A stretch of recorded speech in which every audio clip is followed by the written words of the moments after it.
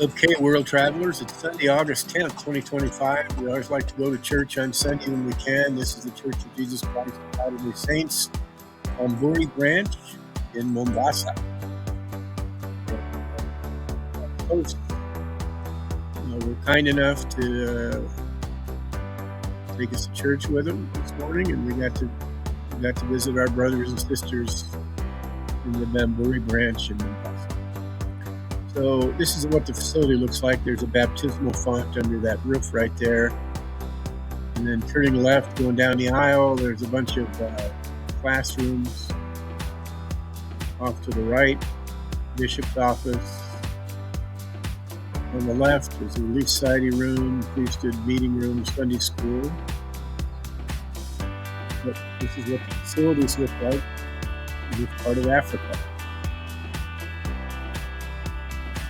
The African Central headquarters of the church, which is in Nairobi, covers an area that's actually larger than the United States.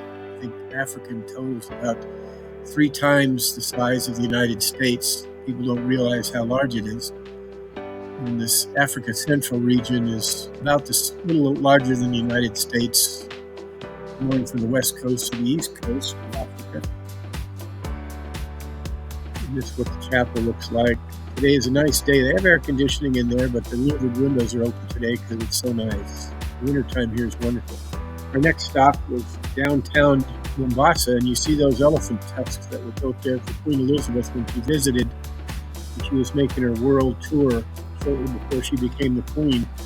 She was actually in Mombasa when she found out that her father died, and she had to return to actually be crowned as the queen again. So these tusks used to signify the entrance to the city of Mombasa. Our next stop, which is close by, is Fort Jesus, which is a UNESCO World Heritage Site built by the Portuguese 1593 to 1596. It was occupied by the Portuguese for about 100 years. Then the Muslims took it over. The Sultan of Oman took it over. They had it for 200 years, and then the British took it back in 1895 and kept it until it was returned, and Kenya was freed. It was returned to the Kenyan people. They got their independence, I think it was 1963. So it's a very old fort and historical significance. You'll see on the map that I'm going to show you in a little while the significance of the location of Mombasa on the spice route. So the ships that come from all around India, sailing west across the Indian Ocean to where the entrance to the Suez is, and then down the coast of Africa to Mombasa, which was one of the last stops before they went around the Cape of Africa. So this is the inside courtyard, parade ground. For the last few years of its existence, this fort was actually a prison. And I don't know if it was involved in the slave trade or not. I don't know for sure, but I imagine it could have been. Anyway, that's looking from the rampart into the port of Mombasa.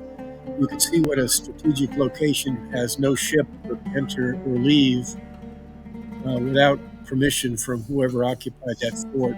Cannons are all lined up there, and there were a whole bunch of cannon holes in the fort wall. So,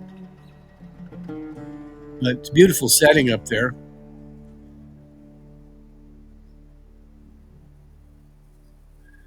So then we walked around the rampart on top a little bit. Then you can see that building off kind of in the center of the screen there is the old, what used to be the kitchen for the whole fort. They've turned it into a souvenir shop, which they have to take you through.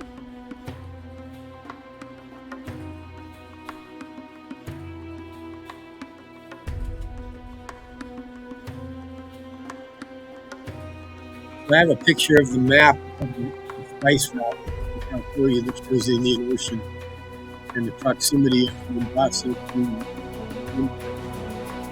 So this is a souvenir shop. Beautiful African paintings. We really have some good artists. They're known for their paintings and also their wood carvings. of the African animals. Uh, you notice that everything's very colorful. The clothing the African folks wear and paintings are very vibrant, beautiful artwork.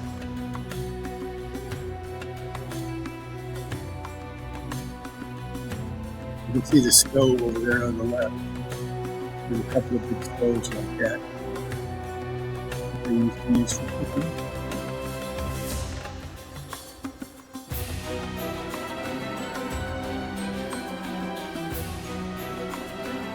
The next thing was a structure that was added by the Muslims. Those are called the Omani doors, Muslim doors, I guess, the ones down below the Portuguese. When the Muslims owned the fort, they raised the walls about 10 or 12 feet to help protect the fort better. This is a stairway that runs from the fort down to the ocean entrance. You can see that portal down there at the bottom is where the ships would go, and they would unload the cargo and bring it into the fort. And then down at the bottom of the stairs is the place where they stored their gunpowder and ammunition. Not a very big space, so I was kind of surprised at how small it was. That's where they stored their ammunition. I mean, just